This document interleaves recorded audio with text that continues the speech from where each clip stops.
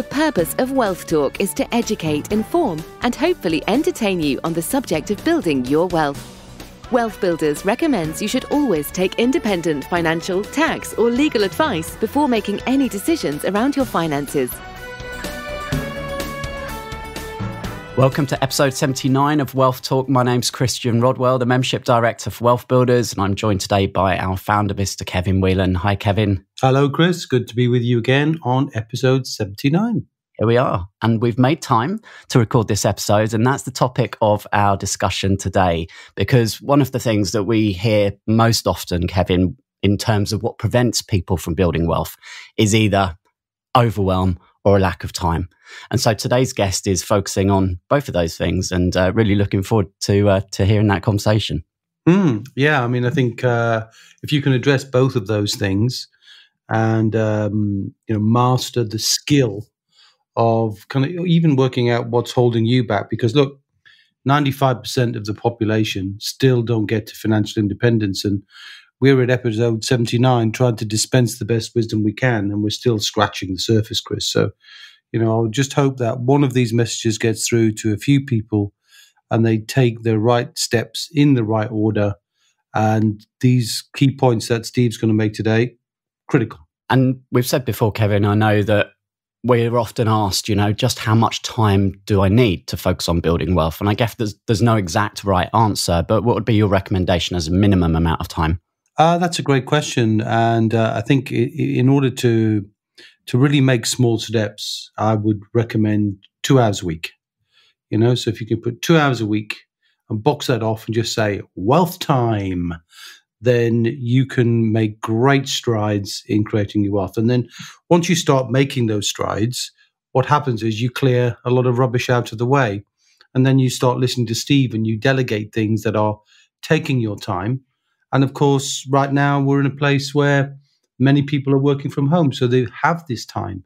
So there's never really been a better opportunity to really make a complete, change in behavior and start to allocate some of that time you're finding and put it to work to help build your wealth. Because a few years doing that is better than a lifetime of just simply repeating 1 year after the next, and being in an uncertain position as you get older. It's just not fun. So our guest today is Dr. Steve Day. He's the founder of Systems for Outsourcing, and we'll hear from Steve what led him to start up his company and now how he's working with business owners to help them leverage their time and reduce that overwhelm. So let's head on over and listen to Dr. Steve Day. Steve, welcome to Wealth Talk. Hi, Christian. Thanks for having me. Yeah, so Steve, our members within our 7 Steps to Wealth program will be familiar with you already from one of the guest expert webinars that you held for us last year. But it felt definitely overdue to get you onto the podcast and hear more about your business and how specifically you're working with business owners and property investors to leverage their time better. So would you mind introducing yourself and your business, please? Yeah, so my name is Dr. Steve Day.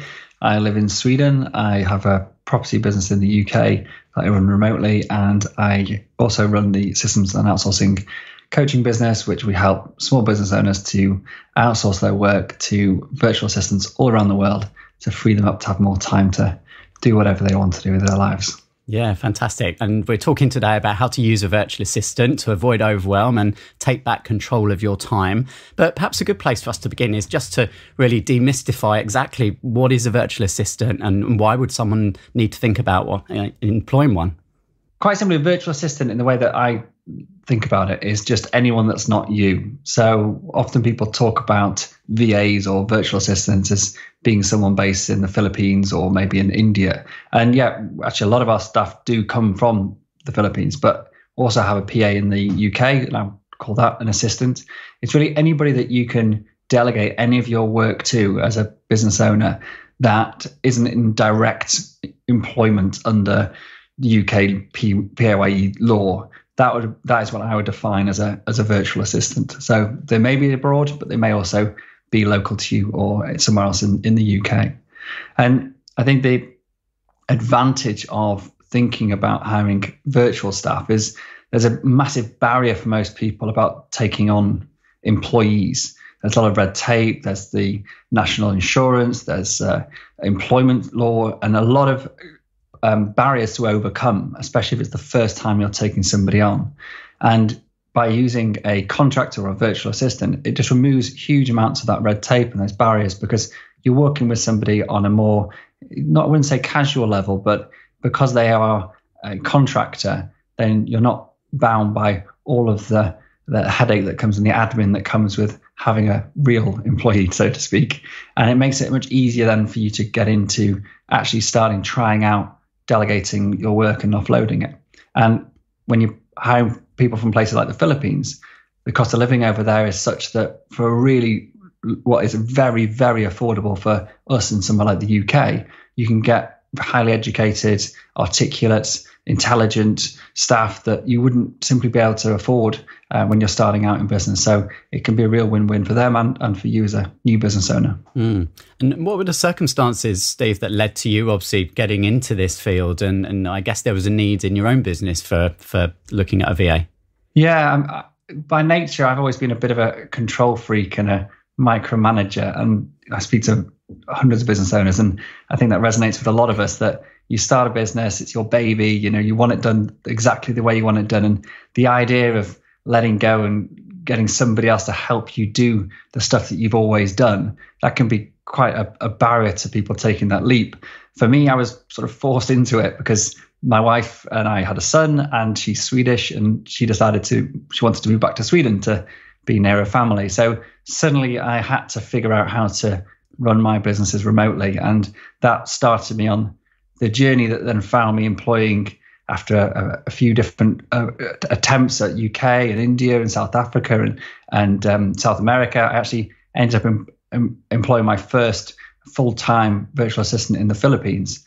And the ability to do so at a rate I could afford would allow me to start outsourcing more and more of my work. And then my business started to grow. And then from there, that's how I ended up talking to you today, really. Mm-hmm.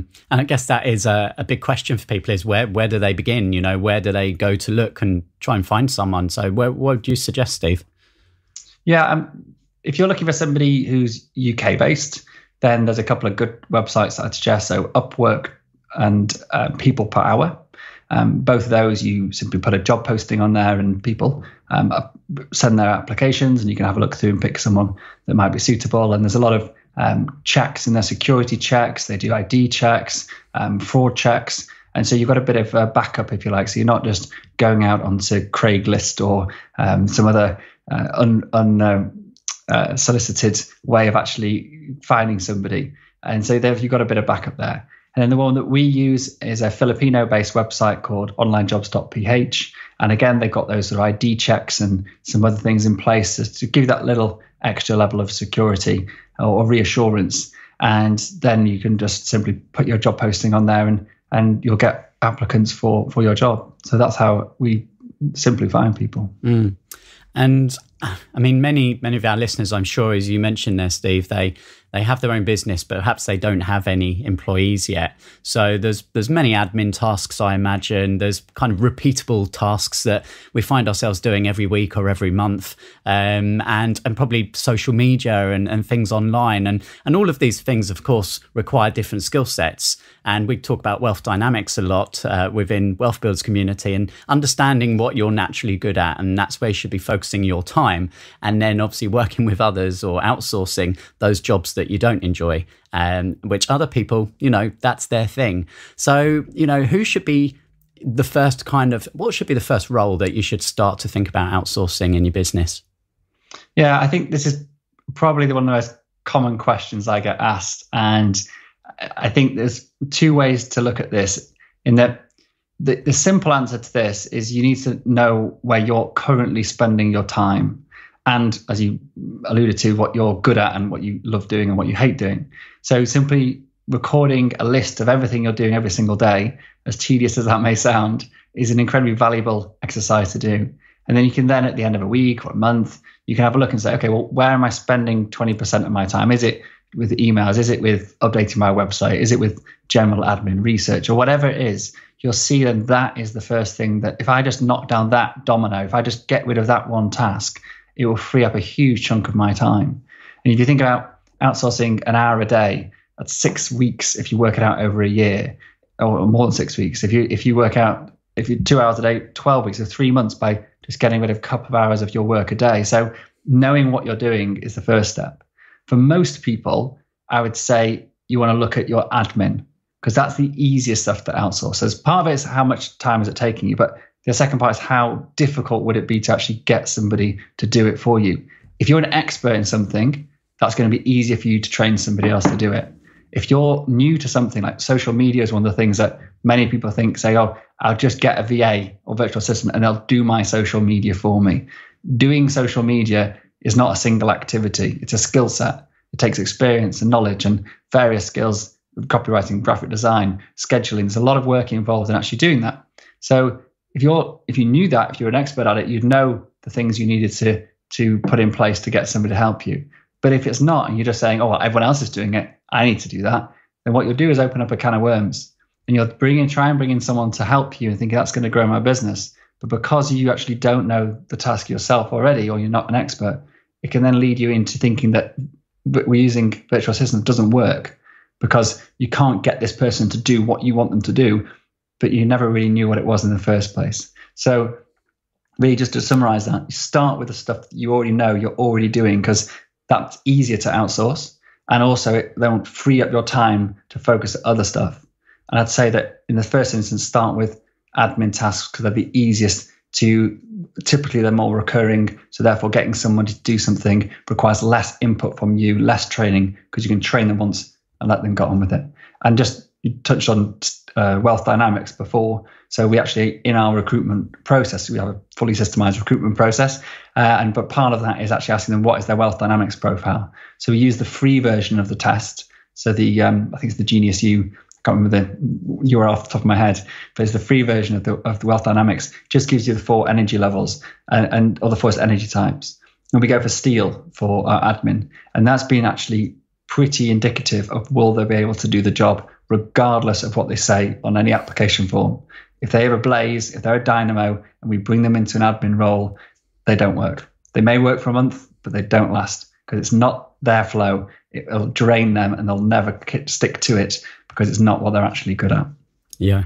Well, I know from obviously going through your program, Steve, that it's very, very well laid out. And there's so many things actually you wouldn't think about. So I know when I fell into the trap probably 4 or 5 years ago, employing my first virtual assistant, and I didn't really know what to give them. And then it can become a bit stressful because they're kind of asking you, okay, what do you want me to do next? And if you haven't kind of got a system in place at the beginning, then it can get tricky. So I would definitely recommend anyone thinking about it to, to follow some of the procedures that you share in your program, and lots of free information online as well. But one of the very useful things you mentioned there about time tracking, there was a tool which you suggested called Toggle, TOGGL. I think .com. Yep. And it was fascinating when I actually spent a couple of weeks really tracking everything that I was doing, and just realized, so much of that could easily be done by someone else, even though we do use virtual assistants at the moment. But just by tracking it,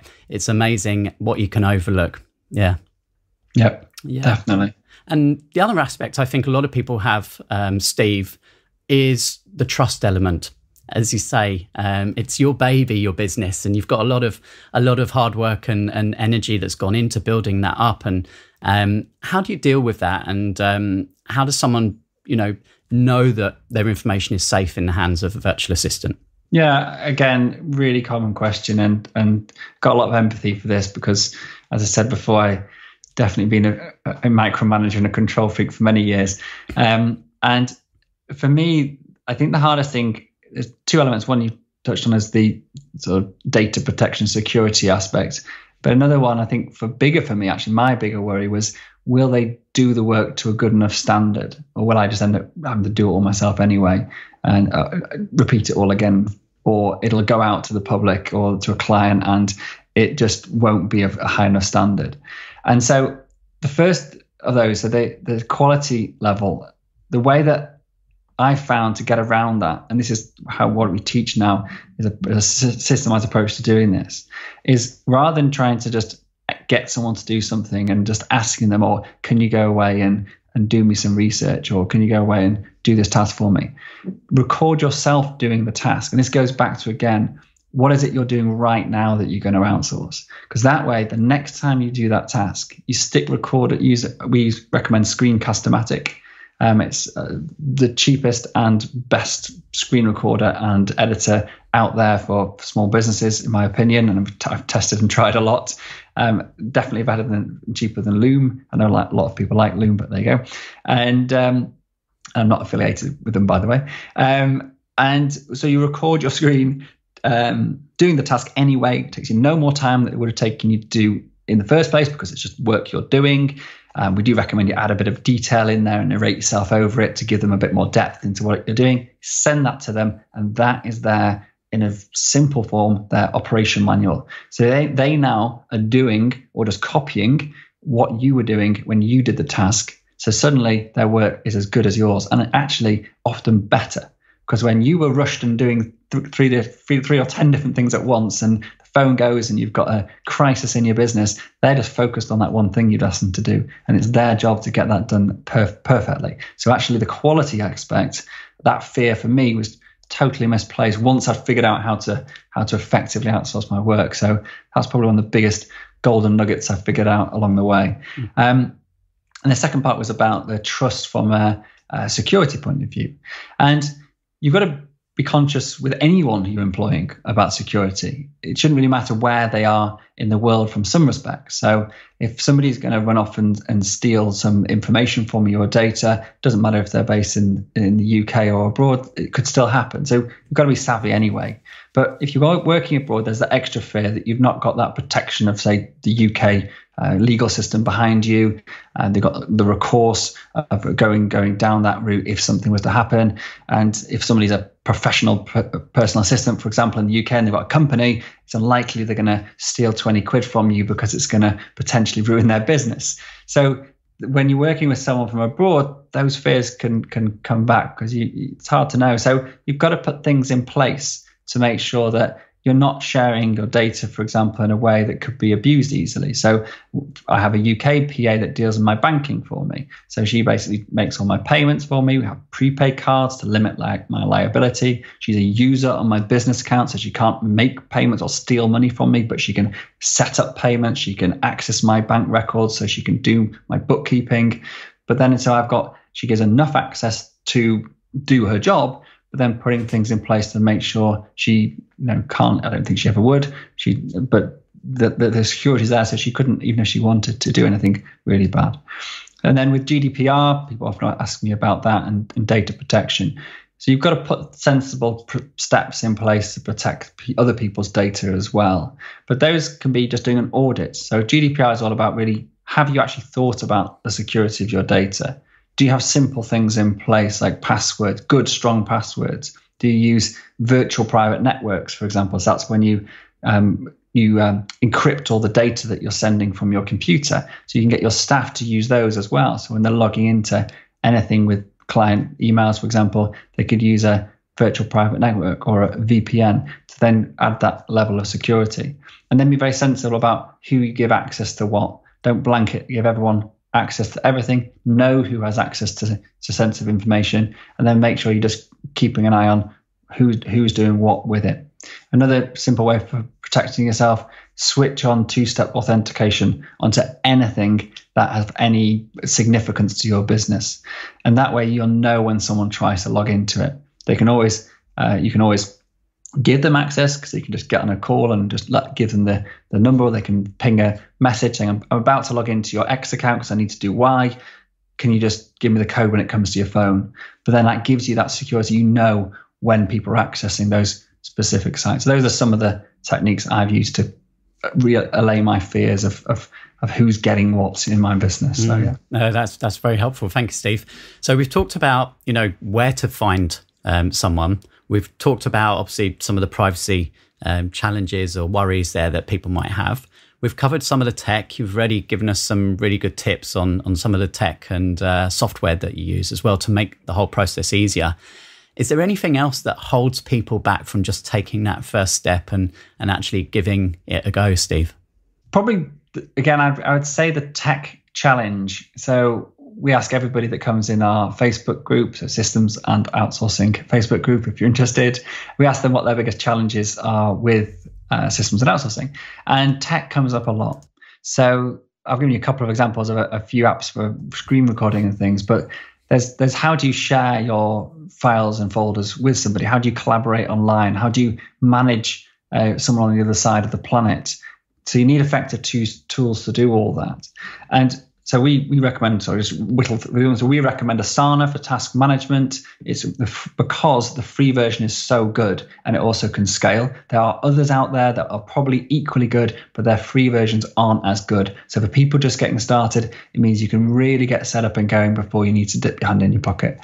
We use Google. Again, it's free to get started. It gives you a full suite of apps, much easier to manage than Microsoft, and it's got brilliant business level grade solutions when you're ready again to go up. I mentioned Screencast-O-Matic as well, and another one is LastPass. So LastPass allows you to share logins with people really conveniently. I always say this when I'm doing any interviews or whatever, LastPass is not secure. If you share a password through LastPass, anyone on that receiving end can view that password. If you don't believe me, just next time you log into Google and you put your password in, there's a little button on the right-hand side which says show password. So if you share that password via LastPass or any other password sharing app and they hit that button, they'll be able to read your password. So it's convenient. It's not a secure thing to do, but it's still really powerful and really useful for reducing the headaches. So having the knowledge of which apps work and which integrate together well is really important. But then actually knowing how to use them is one of the biggest barriers. So getting started with these apps is often a minefield for people. You open up Asana for the first time and you'll be like, I have no idea where to turn. So having a structure to actually how you use them. So come onto our Facebook group and there's loads of information on how you do this. So for example, using task boards to manage your staff. So delegating work out on a task board gives you full visibility about what someone's working on now, in the future, and what they're going to work on next. Allows you to communicate with your team without relying on email and getting caught up in threads, and gives you a really clear way to work effectively with a remote team. So having that knowledge as well is probably what holds a lot of people back, because they just get a bit sort of like the rabbit in the headlights and too many choices and too many possibilities and not enough knowledge. And so overcoming that, once they get that, then often they go and get going with it and just crack on. Yeah. Asana is absolutely a game changer, and I'll give Adnan a shout out, who's a WealthBuilders member who absolutely loves Asana as well. So and again, going through your program, Steve, I changed the way that I use Asana now, because I was not using the task boards in the way that you had shown me to do so, and it's really made such a big impact. So thank you for that. Oh, cool. Thank you. So it's been so useful and helpful listening to everything that you've mentioned, Steve. I guess the final question is, when should someone start thinking about this? When is the right time? Yeah. And again, funnily enough, this is, again, one of the questions that comes up most often when I'm speaking to people. There's this problem with us business people is that we normally only look for solutions when the pain gets so bad that we can't bear it any longer. With this is a great example of when the worst thing to do is wait until you desperately need to start outsourcing to actually start outsourcing. Because when you learn any new task, any new skill, when you try to adopt a new process or procedures or learn new apps, all of that takes up time. And unfortunately, when you're trying to build a business and you're trying to grow a team of people, even if it's just one part-time staff, you need to understand how to work effectively with them. Otherwise, it just won't work. So getting all of these basic things set up. So some basic apps, it can be pretty simple, but basic stuff, but get it done. Start finding somebody, looking abroad, gauging how that's going to work, how long it might take you to find the right person for you, and then actually just trialing somebody out. Start an hour a week. It doesn't matter. The fact is, you've then gone through the process once. You're then learning by actually implementing and doing. And therefore, that when you do get to that point when you need it, you've not got to figure all of that stuff out and put it all in place at a time when you're desperate. I mean, that's the reason you're going out looking for this new superstar VA who's going to cure all your problems. which unfortunately I would say that is also the wrong approach. But just when you get to that point and you desperately need it, you don't want to be then figuring this all out. So my advice always is start as early as you possibly can in just learning the basics. You don't need to take on somebody and hire them for a full-time basis if you're just getting started and you've got hardly any money coming in or just not enough work to justify that. So do it sensibly, but it's about getting everything, for a cliche phrase, getting your ducks in a row before you actually need that is a huge benefit. And I can't emphasize that enough. This stuff isn't rocket science, but it also requires some work to get done right. And I just say one other thing, which I think that I experienced this myself, but I've seen it so often with my clients that maybe they've resistance to just getting that first engagement with the virtual assistant. And this is even with my help, giving them all the systems and all the setup. They're there, it's ready. Literally all they have to do is switch a button and they'll have that person there. And they push back for some reason. There's some fear inside them that I can't quite get over. And then finally they do it. And the difference is that once you've got somebody on the other end of a task management app or an email or whatever, is that they're then there. So the next time you come up with an idea for a task or you hit a problem, maybe you need to tidy up a spreadsheet. Maybe you've got 50 updates to your website you need to do. They're all really repetitive. Maybe doing some property research, some sourcing, looking at Rightmove, finding 50 properties in a local area to find out if the property is going to stack up for the deal. Suddenly you go, hold on a minute, this is going to take me about 4 hours to do.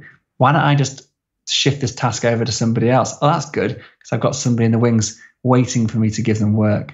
And once you've done that once, you get that feeling of knowing, for example, the first thing I ever outsourced was looking for properties on Rightmove and going through finding 10 properties, 10 one-bedroom flats, 10 two-bedroom flats for like 3 or 4 different postcodes. I was doing that day in, day out, looking for properties. And I got rid of that as my first ever proper task that I outsourced. When that came back, done as good, if not better than I would have done it, it was like a light bulb went off in my brain. I will never, ever do that again. And now I can focus all my efforts on the next step in that buying deal analysis process. And then the snowball happens because suddenly you start thinking, okay, well, which part can I outsource next? And it's addictive and you just basically frees you up entirely to focus on the stuff that you love to do each day rather than doing all that admin and boring stuff that drags most of us down. I imagine most of our listeners right now, Steve, have at least got 2 or 3 hours per week of something that they could begin outsourcing. So absolutely. I think that's great advice. And remind us once again, Steve, of the Facebook group if people want to go and check out and connect with you. Yeah, so it's just systems and outsourcing. Perfect. Thanks for sharing today, Steve. Good to have you on WealthTalk. My pleasure. Cheers, Christian. Now, one of the things we touched on there in the conversation, Kevin, was the use of wealth dynamics. And I want to start by elaborating on this a little bit because it's also one of the first steps that all of our new members who join the 7 Steps to Wealth program go through is understanding your wealth profile. And that means really getting clear on where you have your natural strengths and where your weaknesses are. Because when we talk about the wealth dynamics square, the value is created either at the top with the innovation, and that's the dynamo energy, or it's created at the bottom with the tempo energy, which is all about the timing. But when it comes to leverage, Kevin, that comes from the left and the right, which is either the steel, which is the systems, or the blaze, which is the people. Yeah, I mean, it's a magnification of the opportunity, isn't it, really? So if you've got a business, I'm fundamentally a business creator.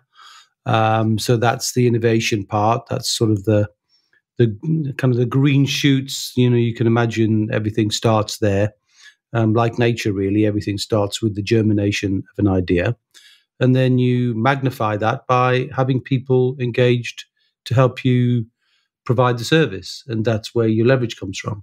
And of course, what Steve Day is great at, very understated, but a very successful guy, I'm a retired medical guy, and focuses so much on wealth and on property. He's very much on the left-hand side of the grid, which is the grayish color. If anybody cares to look at wealth dynamics and see, green is the dynamo, the green shoots. Red is the blaze, which is the people energy and the connected energy. Yellow is the tempo energy on the bottom part of the square, and on the left side of the square is the steel energy. And Steve's a very smart man, and he comes at it, though, in certainly the objective of getting across today was the leverage of systems, wasn't it, really? But, of course, the systems leverage starts often with finding just one person who you can delegate one thing to, where perhaps it's not your favorite thing, it's not your strength, it's not your deepest desire. You don't wake up thinking, I'm going to do a spreadsheet today. I mean, that's my worst thing, isn't it, Chris? And so getting other people to do spreadsheets, for me to assess, analyze, and then see what that means back to the creation stage is really where I come in. And so similarly with Steve, he's obviously he's got a reason why, and most people, it goes back, all the wealth lessons, Chris, are locked in every interview we ever do. I mean, listen to he's talk about the reason why. You can't have a bigger reason why than your wife says, I'm going to Sweden, right? Where are you going? You're going to have to react to that, right? So, and he reacts in exactly the right way, which is, I'm coming with you, darling. I now need to systemize my property portfolio building business in the UK. And that gave him great leverage of the reason why, because that's leverage in itself, isn't it? It's almost, if you come above the square and act like a pyramid, the reason why is at the top of all of that, gluing everything together. So the other reason I think, Chris, people don't make it to financial independence and genuinely just simply don't do it is because they don't connect with their reason why. And Steve had a powerful reason why. I had a powerful reason why.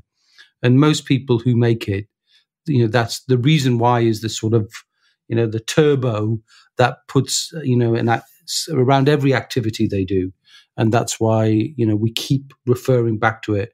If you can't find a good reason why, this is going to be more of a struggle than it should be. Yeah, actually, it just reminds me of our last interview in episode 78 with Frank Flegg, because he had that strong reason why, that real purpose to help, the homeless. And he also left us on a quote, which was, when's the best time to plant a tree? 20 years ago, second best time is today.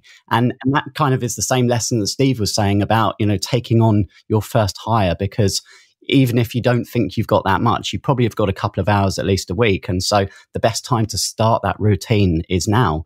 And the same goes for wealth, isn't it? Compounding obviously is such an important part when it comes to wealth building. And so the sooner you begin, the better. Yeah. And what I found with wealth building, Chris, is when you've got to have a first step. Okay. And it's the first step that's the critical step, because once you take the first step, you've now got movement. You've now got momentum, and you're now experiencing things, because, like a journey, the landscape changes because you're moving, and then you interact with that. And it's the same here, really. So you need to get to a place. I would encourage everyone to take a first step. Now, Steve's idea of the first step is don't wait until you're drowning to take the first step. Start to maybe video some of the things that you're doing, so at least you've got a catalog of the things you're doing, so that when you're ready, you can share that with a VA or virtual assistant or assistant in any language you want to use that, to delegate a task that gives you more time. Then you can use that time that best reflects your wealth dynamic, which is all about creating value. And the delegated tasks generally don't create the value. They're there to support you in that process. So if somebody's doing, like he said, doing the research, on property, doing research and teaching somebody else how to do it, they don't need to be in the country to understand the maths. And once he can teach that, and that's what he did, he taught that to somebody else, and then they were doing the work. And what he was doing was bringing his ability to see the quality of the finances in any particular project, and then take action on it, rather than doing the sort of preparatory work. It's the same as if you're a master chef. You've got people doing the preparation, and what you do is you bring your skill and your uniqueness to it. And that's what wealth dynamics is all about, and that's what leverage is all about. It's getting you to shine through on what you do best. And that way, actually, the time becomes freer, doesn't it? Because you start enjoying more things rather than drowning in things that you don't enjoy as much. We've talked about wealth dynamics a lot this episode. So for anyone listening who perhaps wants to take the test, then you can head over to wealthbuilders.co.uk/wealth dynamics, all one word, and take a token and find out exactly what your entrepreneurial profile is as well. And certainly very revealing, and definitely points you in the right direction and helps you connect with others that are like-minded and that can just make the journey more enjoyable. And that, at the end of the day, is what wealth building is about, is enjoying the journey. And just going back a step as well, he was saying this idea about trying to do something before you get to a place of emergency, when you simply have to do something. This, in truth, is a natural law. When you think about the natural law, if you just decided, you work on a farm and I'm desperately hungry, I'll go and plant something. Well, it's too late, isn't it? You do the planting, the nurturing, the watering and all of the hard work. You do that before you need it. It's the same when I work with developers, and we talk about getting property developers, getting access to funding from private funders. You can't just wake up and say, I need money next Tuesday, and I go talk to people. You have to build and nurture relationships and create a story so people can understand what you do and how you do it, so that there's time to build trust. So this time factor of the nurture, of the building, of the resonance is true. And it's true of wealth fundamentally. You can't just suddenly wake up and say, time to be wealthy. You can't. You've got to put in all the foundation. And that's really what Wealth Builder is all about, by teaching the foundation and sharing those foundational elements. And we find in our program, Chris, people don't always enjoy the early parts of the foundation, right? Because you're not making so much progress because you're planting. You're not pulling the roots up to have a look and see how it's going. You're just putting the seeds in, which is getting your wealth dynamic done, doing some of the basic things, making sure you've looked at you've done a stock take of your current assets to see where you could make some immediate quick wins and improvements, and also doing, looking at all of the places where you might need education and start to get a flavor for where you might go with your wealth. And of course, protecting yourself and making sure you've got wills and trusts and powers of attorney and the things that keep your family safe while you're trying to build that wealth.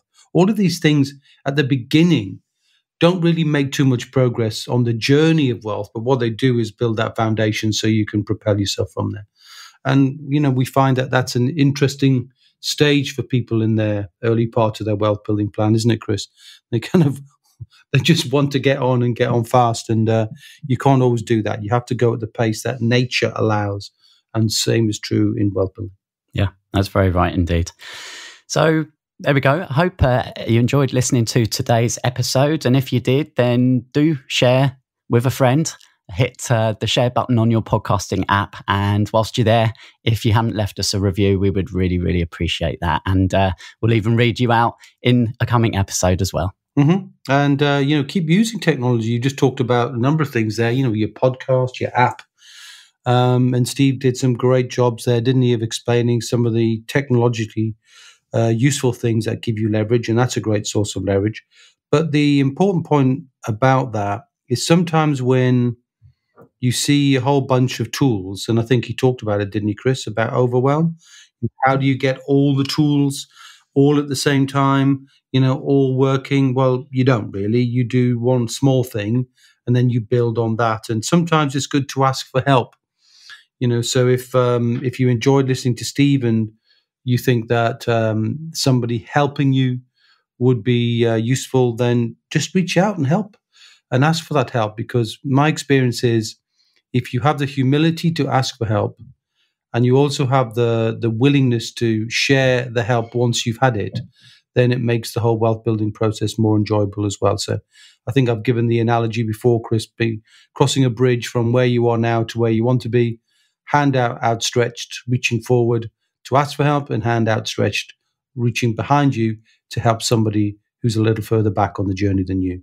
So enjoy the journey. It's a fun one, but make a decision today to get started. Find 2 hours, put those 2 hours in your diary, block it out. You can use your calendar. You can block out those 2 hours and put wealth building time in wherever you get your knowledge from, wherever you choose to get your education from, whoever you resonate with, start with those 2 hours with someone. And if it's us, we'd love to help you. Join our Facebook group and reach out to us, and we'll be happy to send you lots of free resources, but the ones directed to where you are now on your journey. So, enough said, Chris. I look forward to seeing you on another podcast soon. Until then, see ya. We hope you enjoyed today's episode. Don't forget that we are constantly updating our resources inside the Wealth Builders membership site to help you create, build, and protect your wealth. Head over to wealthbuilders.co.uk/membership right now for free access. That's wealthbuilders.co.uk/membership.